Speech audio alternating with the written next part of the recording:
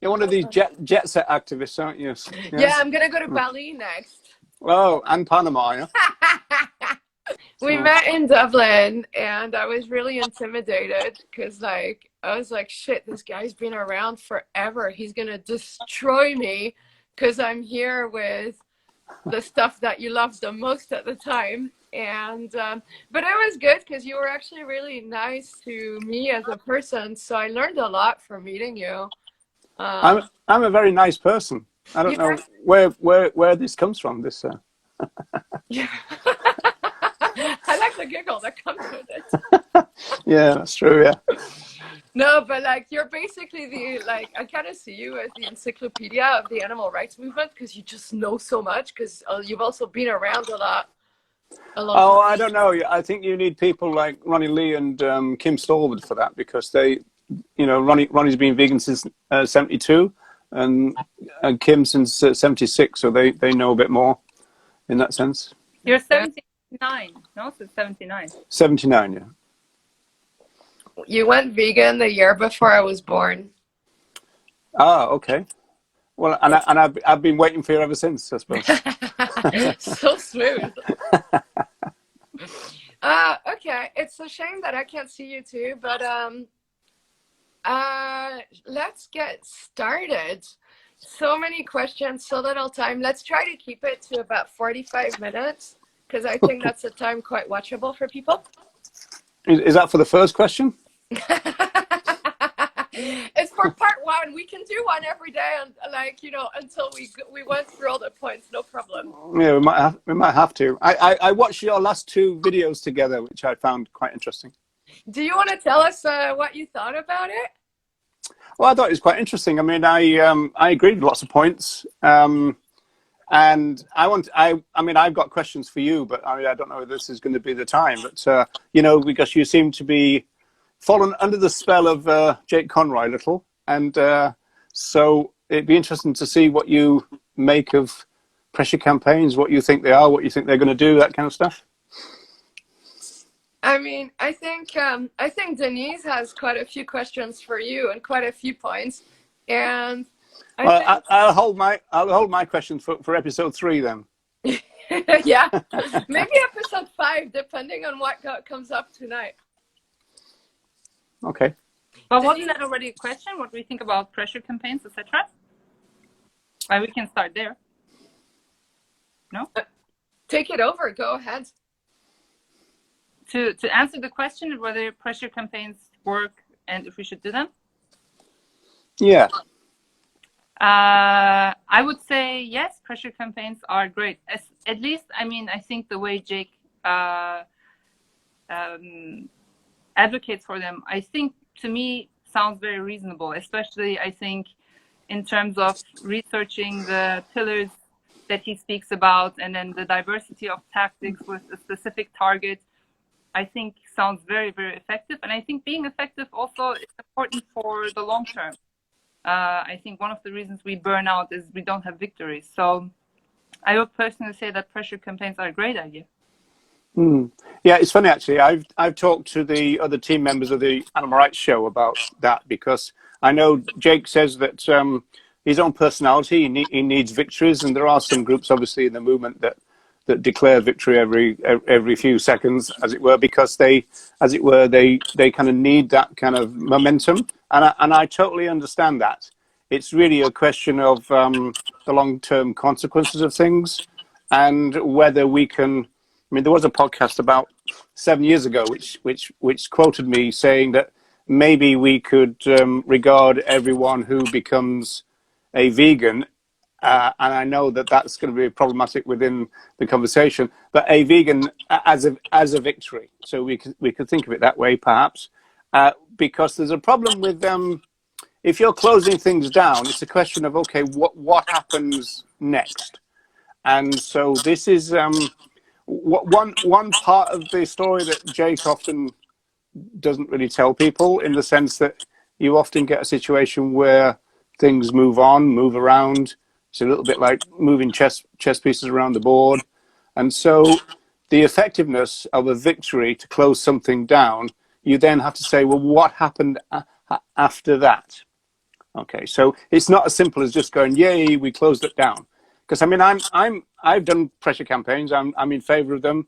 I think if the grassroots want to do that, then go for it. Especially if they seem to have a psychological need to do it, that's fine.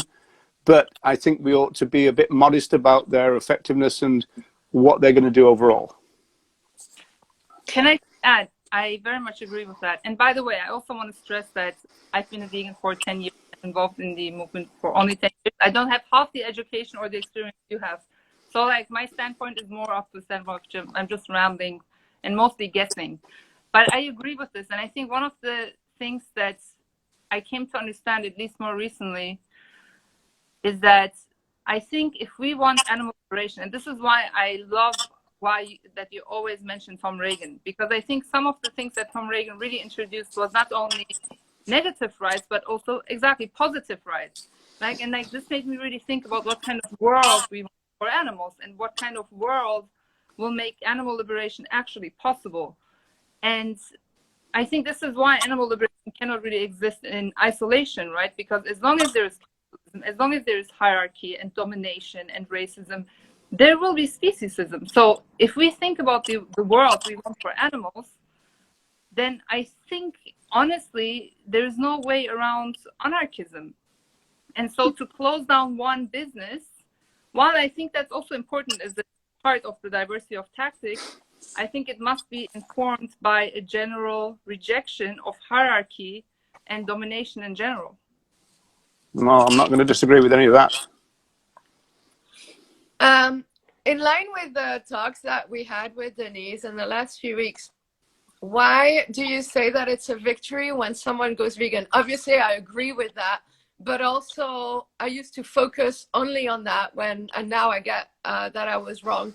But why? What prompts you to say that, Roger? Yeah, it's because I take a kind of a wider view about what veganism is than most modern activists. In fact, it's been very distressing to me to see how we've almost like got a reducitarian version of veganism now. Veganism is very much in line with what you two were talking about: anti-capitalist, anarchic, very radical, intersectional, seeing the entanglements of oppression, all of that. If you look at the values of the and another thing I wanted to mention was that you mentioned focus and scope, right?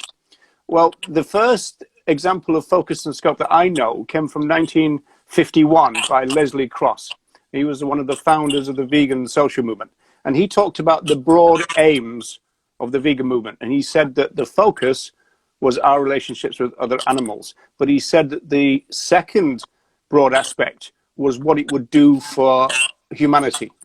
And that was their position all the way through, that human liberation and animal liberation were entangled ideas, and that you won't get one without the other. Donald Watson said that explicitly, right? And so the idea that you talked about in your two videos that I saw about the animals only people or the animals first people, which is a bit more nuanced. We could talk about animals first because that might fit in with focus and scope. But the animals only people, they just don't know what veganism is.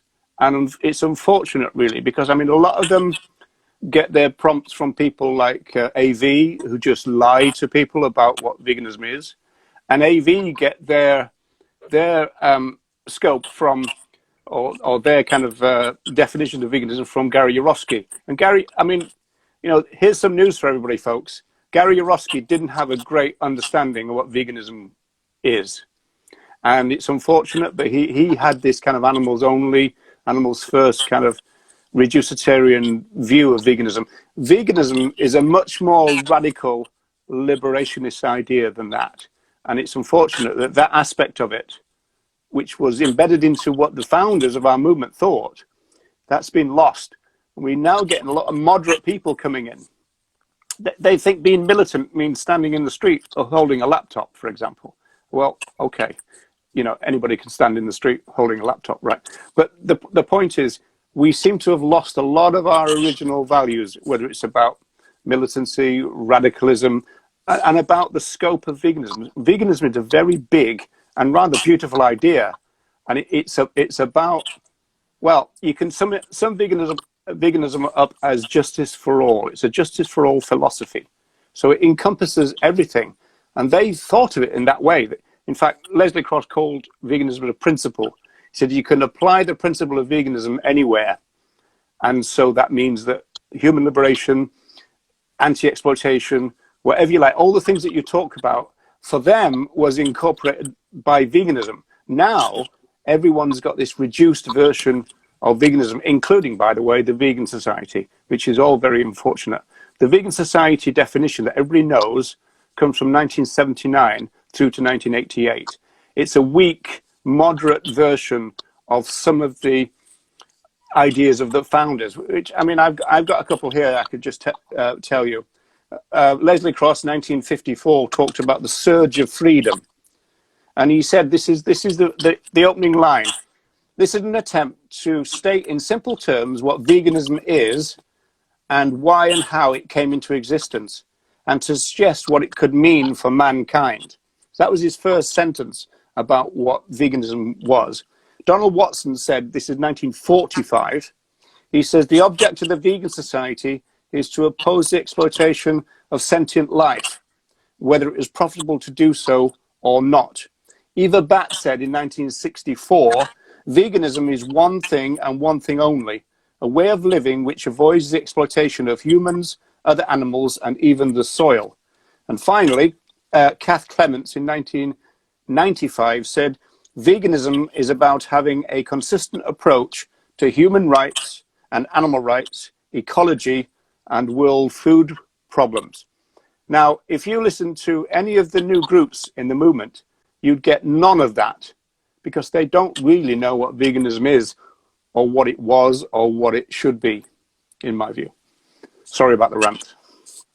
No problem.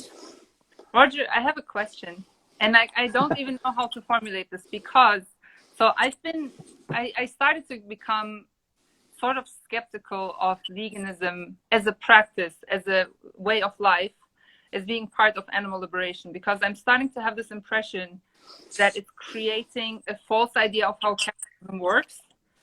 It creates, as a practice, I mean, as abstaining, the abstinence from animal products.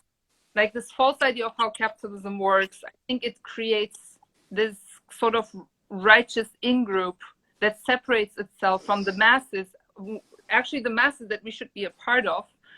It creates actually policing each other, because it almost gives us the impression that the problem is the consumer, which I think most of us know it's not, but I think it has this inevitable effect. And so I actually started to research more and write more. And one of the important things that I wanted to do is actually, in the beginning of the essay, write about the origin of veganism, which of course I actually looked much more into your work and your videos and your YouTube channel, which of course then brought me much more into looking into Donald Watson and Eva Brand and Leslie Cross, etc. And to be honest, what I'm finding is not so much what I expected, because there is at least this big door opened also to the history of vegetarianism, especially in the UK and in the US, which seems to be very Christian, purity of the soul, and like this idea that not eating flesh will increase human happiness and human purity, because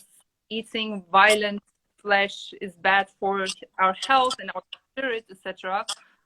And it seems to me that Donald Watson, especially in 1944, then officially wanted more consistent vegetarianism, which was also informed by animal rights, but also very much health and lifestyle. And when I look at the magazines, and Eva Batt as well, it's like very lifestyle oriented, like more than I actually thought. And there is like occasionally the mention of exploitation of the human as well, and like human evolution, etc. But it's very unclear to me. But I haven't read everything yet, so this is why it's more of like my impression and my question to you. Because, I mean, for example, eco-fascists also talk about the betterment of humanity and human evolution. To me, the question is, what do they mean by a betterment for humanity and a better society for humans as well? Like, what do they actually mean? And I don't see any mention of feminism or Marxism or classism or workers' rights, which existed at the time, you know? And so it makes me, I think the problem is, I'm very suspicious of white middle class people having a sort of apolitical discourse and concern for animals without the mention of either anarchism or anti-capitalism, you know. And so this is why, actually looking at the history and the origin, I got worried. Well, I can understand a lot of that. I mean, it is true that even in the 1940s, I think certainly the 1950s, they did write editorials about human famine, for example, this kind of stuff. So I would encourage you to carry on with your researches in that sense. I do think there was that kind of spiritual element to it.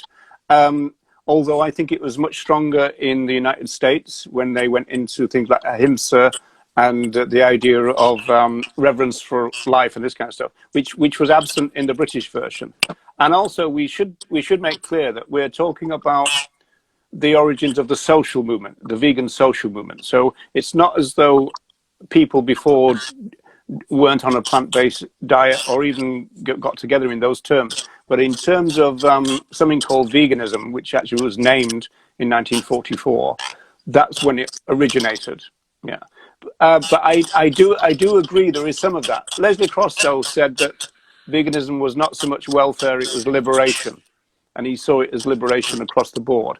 And so I think that one aspect of the way it's all entangled for them is the fact that they started the vegan social movement during the Second World War, so-called, right? And so that means that they declared peace during this global conflict.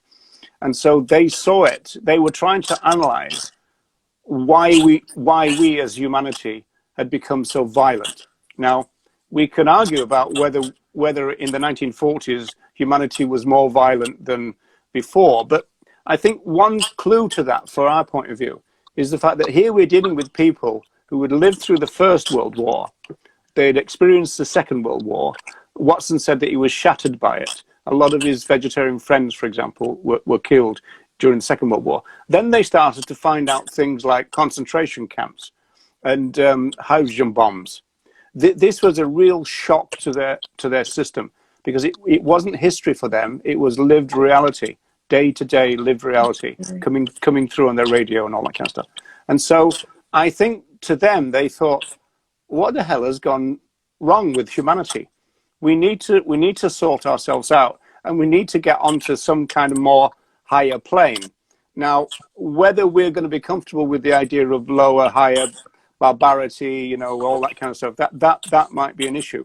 But they thought that veganism was central to the moral evolution of humanity, which would mean that humans as a species would become less or non-violent.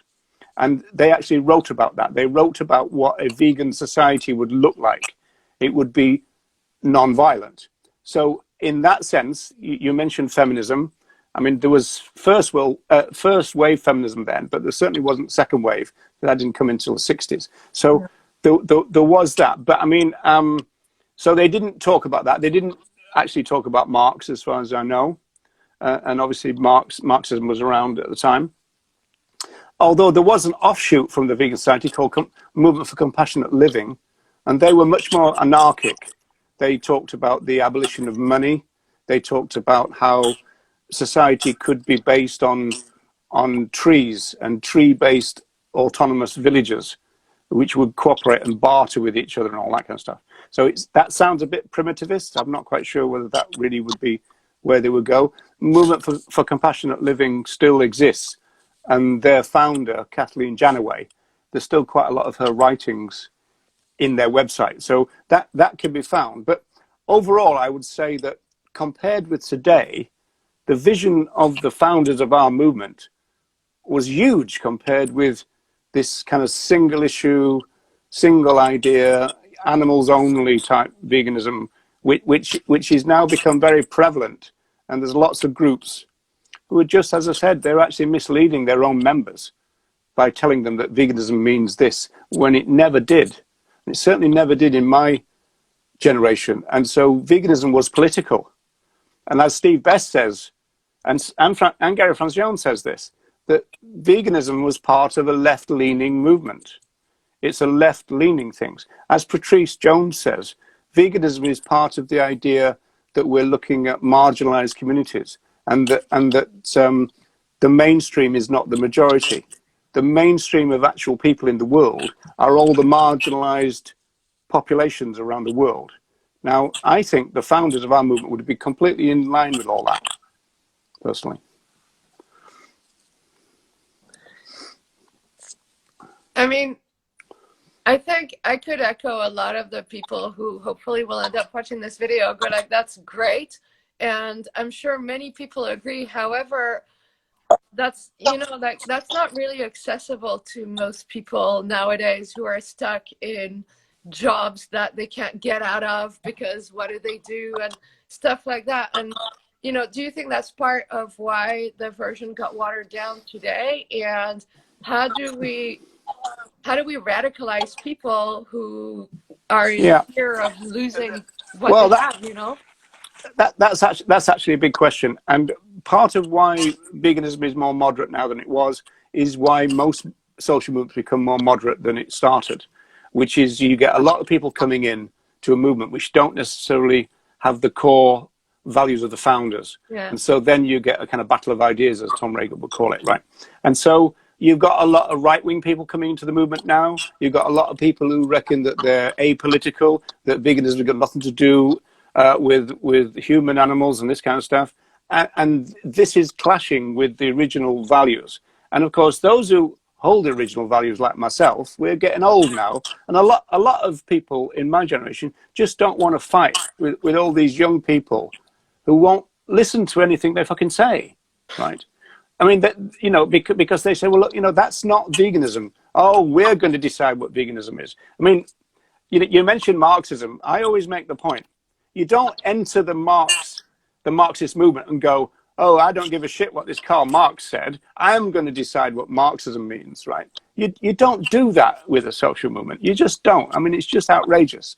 What you do is when you join a social movement, which has a history, even though it's a short history of ours, you learn what it is and think, oh, well, you know, that's groovy. I like that, you know, all that. Now, it doesn't mean you can't argue against it, but at least you should know what it was that you're arguing against. And unfortunately, a lot of people now have just come in the 21st century and they've just tried to make up the movement in their own image and in their own politics. You know, so you can have men's rights activists in the movement and you can have all this crap going on. You can have celebrities and you can have consumerism and all that. And vegan consumerism is a major problem. But the reason why it's moderated is the fact that that's what tends to happen to movements. At the same time, sociologists say that movements tend to be transformative of the individuals who join them, right? Unfortunately, that's not what's happening now. And you pointed to this, I think, Sophie, in one of your contributions. You said that people come in and they get involved with this kind of scripted activism. They get told what to do, they get told what to wear, and they go stand there, hold this, and you know, shut the fuck up while I go and educate people or something. Now, that is not anarchic. That is not revolutionary. You know, our movement is now, if anything, counter-revolutionary compared with what it was. And it's unfortunate, but we need to, if we want to get to what I think that we probably jointly want, we have to re-radicalize the movement, because we've just got a lot of moderate people in the movement now who think that radicalism is these kind of scripted things and standing in the street with a laptop. Well, there's rather more to it than that, whether it's pressure campaigns, whether it's other forms of direct action, whatever. Our kind of toolbox is much wider than, I mean, people come into the movement now and they get kind of told these rules and regulations and, you know, go here and do this and all that. Well, most people in my generation just told them to bollocks, you know. They wouldn't have done it, you know. But do you not think that it's like a gateway drug that, you know, like, okay, I'm slowly wrapping my head around the whole vegan consumerism thing, slowly, very slowly, but, you know, I kind of like hanging on to it for the time being. But I get the theory. But isn't it better to have more people eating plant-based, more people wanting to do something, and having these organizations that aren't vegan, but that actually get people starting that path, so to speak, if that makes sense? Yeah, it is, yeah. I'm noting the Tobias elements to that. But yeah, I mean, I had a debate with Leonard, as you might know, and I agreed with lots of it. But I mean, the point is, my position on veganism is that vegans should do veganism, and what we need to do is we need to maintain, we need to teach the idea of vegan philosophy within the vegan movement. If people want to do less than vegan, which is why I welcomed the veganish thing. I mean, the veganish thing appeals to me because it's not vegan, it's veganish. And that's fine by me. So they can go and do their veganish, you know, the vegetarian tactician and all that. They can do all that, right?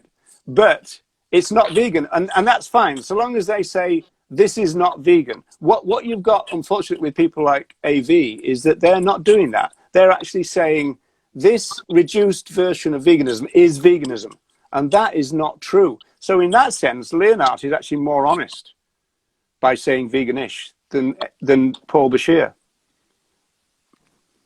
Roger, I'm wondering if, like, one of the reasons that our movement became what it is today, less radical, on one hand, it's because, of course, a lot of people came in.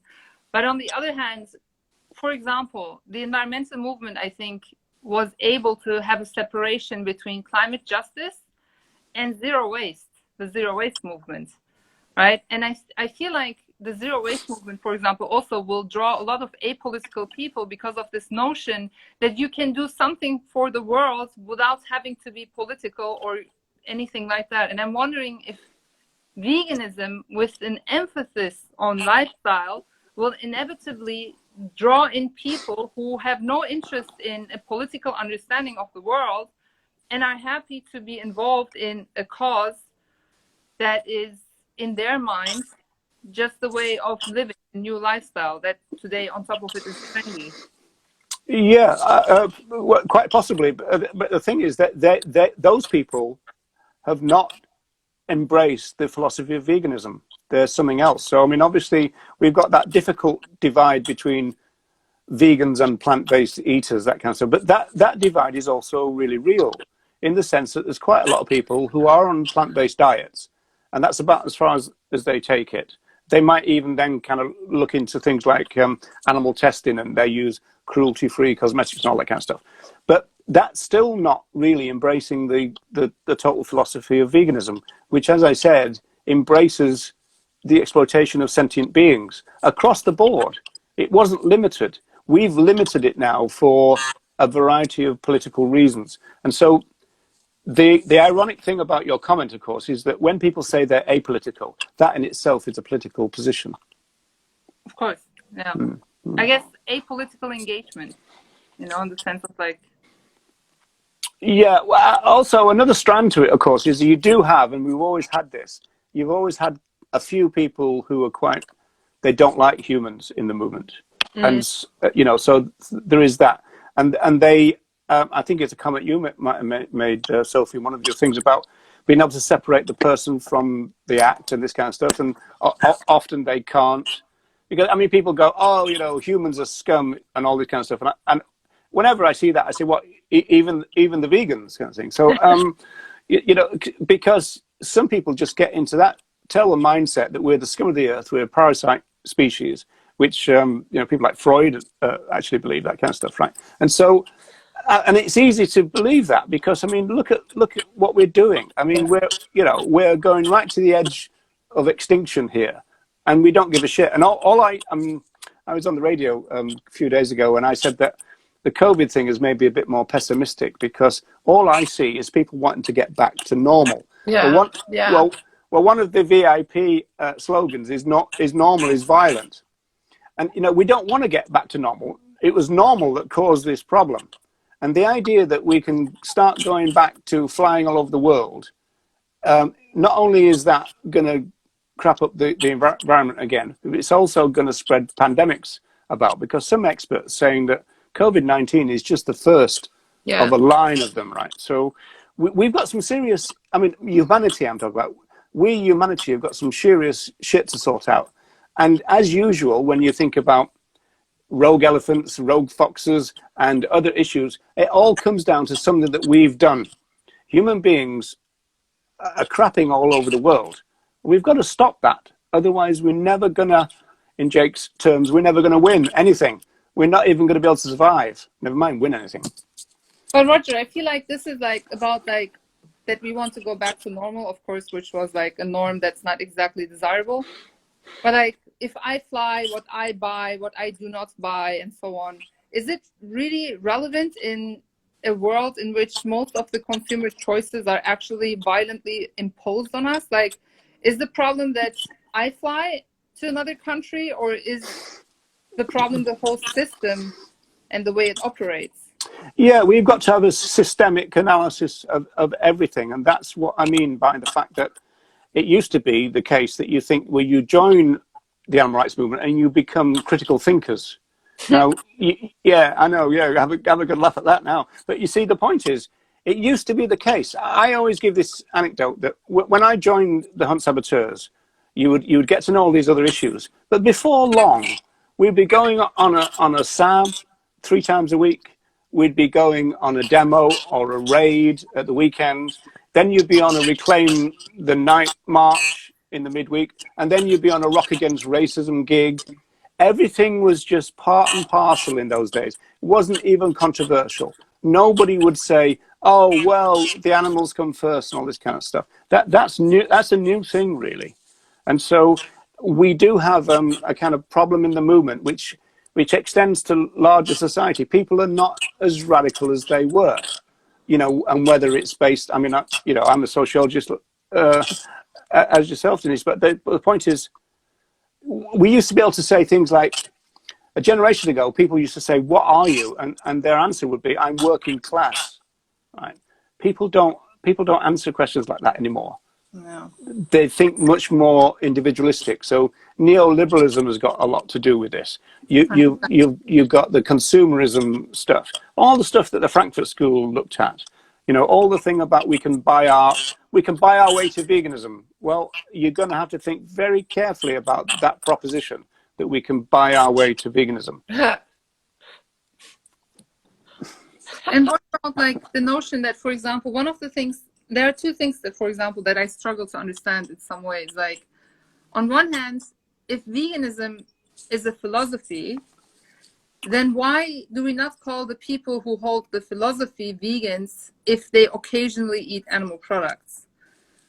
And on the other hand, if veganism is this philosophy plus lifestyle that cares about animals, humans, and the earth, then how come it's not required to abstain from products that have a large CO2 footprint or are products that are part of like human rights violations? Isn't there like somehow of a logical inconsistency? Well, not if you go back a while and people. I mean, you made that point in one of your recent ones, and you were saying about, oh, you can still buy a T-shirt, you know, which would be made in a sweatshop and all that. No, you can't. If there's an issue of injustice in the world, that's a vegan issue. And so if you're vegan and you eat vegan chocolate because the chocolate industry is awful, then you're not vegan. Well, I'm reluctant to say this thing about you're not vegan and I'm not vegan and all this kind of stuff. But what I would say is, well, is that consistent with vegan values? And so you would obviously look to things like the Food Empowerment Project, right? Yeah. Yeah. And so, just any product, because it doesn't contain animal products, is not necessarily consistent with vegan values. Is it possible to actually be consistent with vegan values in this world? No, it is, right? No, not really. No, I mean, Andrew Lindsay said that there is no pure land, and there isn't any pure land. And like, we all make compromises within capitalism. We all get, you know, shat upon. We've got to do jobs. You mentioned paying taxes. I mean, one strategy in the 1980s was that a lot of people were deliberately unemployed to avoid that. But it didn't mean that you weren't buying stuff, and if you buy stuff, you're still paying taxes. So you're stuck in a system. All anti-capitalists are stuck in the capitalist system, and it's a question of how do you fight the system when you're stuck in it. Right? It's a very difficult problem. So thank you so much. like in the sense of, for example, in that sense, I can be an anti-capitalist, but still, because the consumption is enforced upon me, I'm going to survive somehow, right? I can still be an anti-capitalist and live under the system. And so in that sense, for example, I'm thinking, instead of like forcing people to boycott everything in the name of animals, humans, and the earth, people should do what they can for the animals, earth, and humans. And so in that sense, like, instead of, like, I want to sort of like push away this like understanding of veganism, which unfortunately is so common today, that is like the total abstinence of animal products, and instead the philosophy of being against all exploitation. And in the meanwhile, when it comes to consumption of any of the violent products, to do what one can. Yeah, well, I mean, in some senses, that's how most people understand veganism, isn't it? All that practicable and possible things. I mean, going back to the point you made about those who might understand and even adhere to the philosophy of veganism, but they might be forced in some way, or they might be coerced in some way. I always think about when in the 1980s, when I was doing stalls in Liverpool, we used to get a lot of people, particularly women, coming up and saying, I'd be vegetarian or I'd be vegan, but my husband stroke boyfriend won't let me, right? And so, and we used to have situations where a woman in particular, I mean, it was always this kind of pattern. A woman in particular would come up and they would ask for things and would be giving them stuff. And the man in their life would come and literally grab them. It happened to us about 3 years ago in Dublin. Got dragged away from the stall, right? Jesus. Now, I used to run up and go, hey, hang on a second, blah, blah, blah, and all that. And then I realized, once I became a sociologist, by intervening like that, I was probably lining that woman up for a good old beating when she got home, because I started to understand things like domestic violence and everything. And so there is a possibility that somebody who could really adhere to the philosophy of veganism is actually coerced by a violent partner in order to cook and prepare and also consume animal products. Now, is that person a vegan or not? It's an interesting question. And as Tom Reagan would say, that's a very difficult question, because it is. That is a difficult question. And I guess that's what saddens me kind of about the concept, because I can be an environmentalist, you know, and like sometimes I just have to buy single-use plastic. And I'm not even talking about coercion, but like also habits and the culture that we are part of, you know, that we can't, maybe I'm a single mom of 5 children, I'm working class, and I really don't have the strength to also add that to my already existing oppression, to have to think about like what I buy now. In that sense, yeah. Like, it's not even always coercion, right? So I can be an environmentalist, I can be a feminist and still buy the cheapest t-shirt that was produced in Bangladesh and still feel part of that movement. But when it comes to veganism, it becomes a question mark. You know, she is 100% with the philosophy of animal liberation, is not always able to do it for whatever reason, like in terms of practice itself. I just think that under the current system, when McDonald's is so cheap, when we are brainwashed to get used to all these animal products, I'm not sure it matters so much what people eat or buy. You know? Well, I think it does, but I also think that you have to analyze the reasons why they're consuming what they're consuming, right? And so that obviously is relevant to things like where they are, what they get told, what their educational attainment is. All those factors will play a role. When I moved to Manchester, I went into a squat situation, and it was a place called Hume, which has all been knocked down and everything now. But I went down to the local shopping centre, and this fruit and vegetables was kind of like floating in its own slime. And I was thinking, Jesus, these people are going to have to be liberated before they can even think about animal liberation. So this is why the idea of animal liberation and the idea of human liberation are entangled ideas in David Nybert's terms. You know, so if everybody wants to, you should get hold of this book, David Nybert, right? And it's Animal Rights, Human Rights, Entanglements of Oppression and Liberation. He's saying that oppression of everyone is entangled, but that means our liberation is entangled. Now, none of the kind of new vegans, let's call them that for argument's sake, they never talk about that kind of stuff. They don't even know what I'm talking about, probably, because it's all about the animals, vegan for the animals and all that kind of stuff. Well, that's too simple. I mean, it's a bit naive. It's politically naive, and we've got to think more critically, including about what the people leading the groups that we've joined say, because half the time they're talking bullshit, or they're talking themselves out of ignorance, and I mean, they don't know it themselves. I had a massive row with one of the co-founders of AV, and I was told that I was talking bullshit because veganism has got nothing to do with humans, and that Tom Reagan has got nothing to do with humans. Whereas Tom Reagan writes that the animal rights movement is a part of and not opposed to the human rights movement. He wrote that in the preface of the Case for Animal Rights. She didn't know that because she hadn't read anything. You know who? I mean, Gary Francione made the witty comment that nowadays people get fatigued after they read a tweet, so they don't read things like books anymore, right? And so people don't know as much as they used to before, and because everybody just watches YouTube, and you end up in a bit of a vegan bubble, and a bit of a AV bubble or whatever, right? And so unfortunately, that's not good for the kind of, I don't know, the evolution of the social movement. It's actually quite damaging, really. It's a dead end, 100%. Like, I find it actually very bizarre. I mean, I think the current system is shit, and it's the same system that oppresses all of us, human, non-human, whatever. And like, it fucks 99% of us over. And oh yeah, that's the idea. Exactly. And the interesting thing to me is there is like this very, very small percentage, right, of these vegans who don't give a shit about other liberation movements. And somehow the 99% of the world population is getting fucked over is unable to attain their goal. But this tiny 1% is going to achieve animal liberation within a society that still is going to fuck most of us up. Like, it doesn't make any logical sense anyway. No, but I mean, like, I understand that, and I agree with all that, and I say that kind of thing myself. I suppose at the same time, I would say that veganism has to mean something. So there is that element to bring it in as well.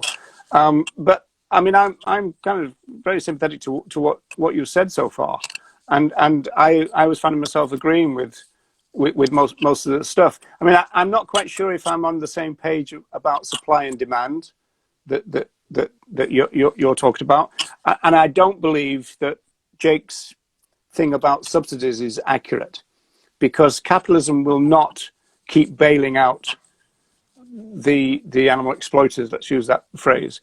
They couldn't do it. I mean, if you it's a numbers game. If you've got a substantial proportion of the population consistently not buying animal products, then the government could not subsidize that forever. They just couldn't. They would for a substantial time, and they would seek new markets, and they would recommodify it and all the rest of it. They do all that, but ultimately they'd have to say in the end, look, mate, we can't carry on subsidizing you. In fact, there's a sociologist called Richard Gale, and he talks about, most people talk about the movement and the counter movement and the movement that it opposes and all this kind of stuff. And that's usually called the movement-counter-movement dialectic. But what Gale said was that instead of thinking in two terms, you think about a triad, and he was thinking social movement, counter-movement, and then the state, right? So what happens is if the social movement puts pressure on society, and then there's a change that comes about, what happens then is the state goes to the counter-movement and says, look, you're going to have to sort yourself out. You're going to have to bring about some change, and we might be able to help. And so all that stuff that you said about subsidies, and we need to get smart about that. We first of all need to understand how they work, which is a very complicated thing to understand.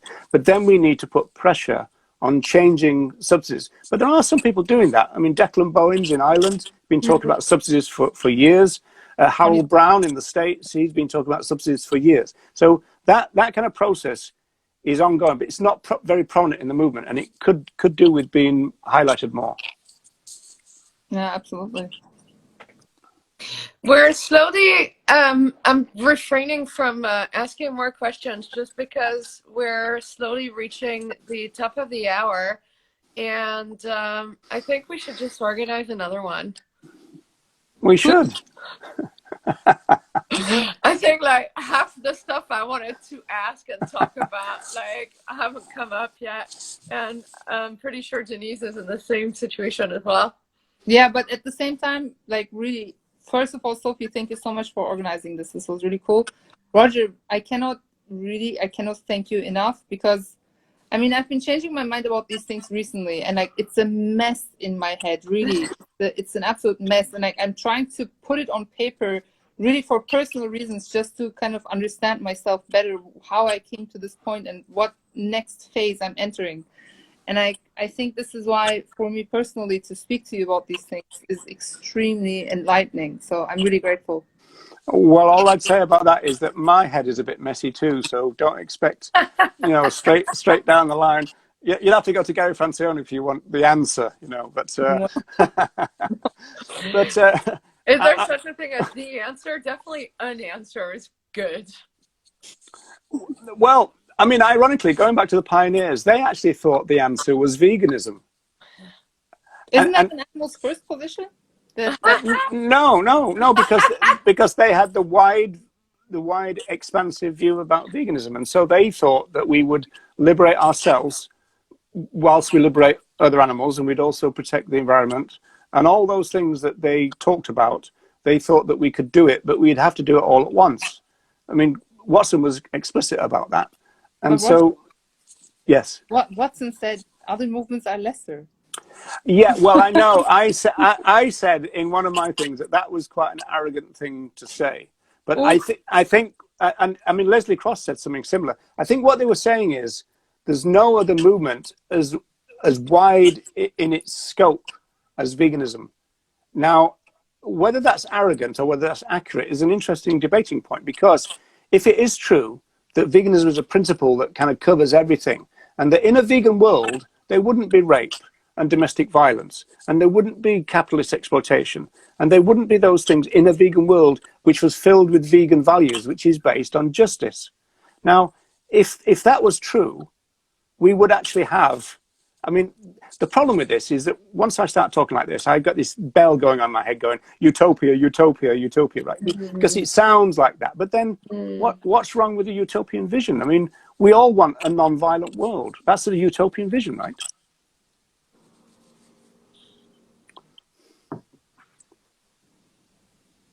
Yeah, I need to talk to you more. I'll organize the next time, but I'll create a group chat this time, so I don't have to go back and forth. Yeah, you can talk to me instead of Tobias.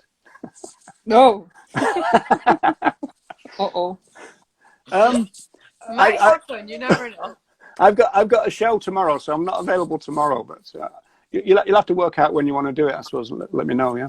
If someone's watching this and they don't know your show, is it the animal? Is it which one? Is it the Vegan Information Project or what? Which one? No, that's the group. It's the Animal Rights Show. So it's on tomorrow, British time at 6. Where can people find it, Roger? On my YouTube channel.